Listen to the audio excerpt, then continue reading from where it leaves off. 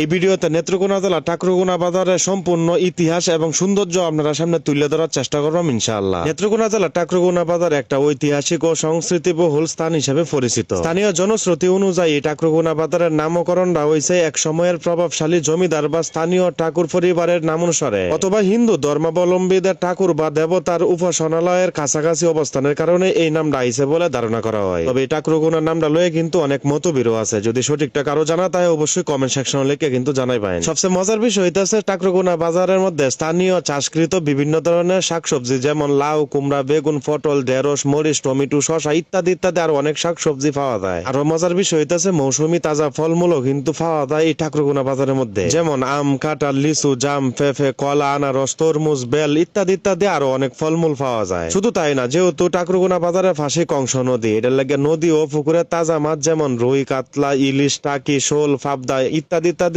অনেক জাতীয় মাছ কিন্তু তাজা তাজা পাওয়া যায়। হয়তো অনেকেরই মনে নাই ভিডিওটা শেয়ার করতে না, মনে করে দিয়েছি এখন ভিডিওটা শেয়ার করে বাকি অংশটা দেওয়ার চেষ্টা করেন। সবচেয়ে অবাক করা তথ্য আর মজার বিষয় হইতেছে টাকরুকোনা বাজারের মধ্যে মুসলমান, হিন্দু, খ্রিস্টান এটা দেওয়ার বিষয় না, সবাই মিলেমিশে কিন্তু একসাথে ক্রয় বিক্রয় করে, যা টাকরুকোনা বাজারের মধ্যে কিন্তু ঐতিহাসিক বিষয় হিসাবে এই বিষয়টা লক্ষণীয়। এই টাকরুকোনা বাজারের মধ্যে নাই কি সবকিছু কিন্তু আছে, যেমন মসজিদ, মাদ্রাসা, স্কুল সবকিছু কিন্তু এই টাকরুকোনা বাজারের মধ্যেই পাইবেন। টাকরুকোনা বাজারের শেষ অংশের মধ্যে আপনি দুইটা ব্রিজ পাইবেন, যেটি হলো গিয়া কংস নদীর উপরে দুইটা ব্রিজ কিন্তু নির্মিত হয়েছে। একটা সময় কিন্তু এই টাকরুকোনা ব্রিজটা স্টিলের আছেন, যা পরবর্তীতে সংস্করণ করে এখন কিন্তু বর্তমানে এটা হলো ফাঁকা ব্রিজ বানানো হয়েছে। আপনার সাথে একটা সত্যি কথা শেয়ার করি, যা শুনলে আপনারা অবাক হইবেন। আমি যে এতানি বড় হয়েছি, আমি কিন্তু টাকরুকোনা চিনছি বেশ মনে হয় যে 3-4 বছর ধরে, এর আগে কিন্তু নাম শুনছি কোনোদিন আইছি না। সবচেয়ে মজা লাগছে এই জিনিসটা, নেত্রকোনা থেকে ডাইরেক্ট কলমাকান্দা পর্যন্ত যে রাস্তাটা বর্তমানে এটা অস্থির, মানে দেয়ার মতন এক কথাই। যেহেতু রাস্তাটা এত সুন্দর প্রশংসা করলাম, যারা বাইকার ভাই আছেন আপনারা, যারা বাইক চালায় আপনারা একটু আস্তে ধীরে চালাইবেন, কারণ ভালো রাস্তা দেখলে কিন্তু মনটা চাচা একটু জোরে চালাই কিন্তু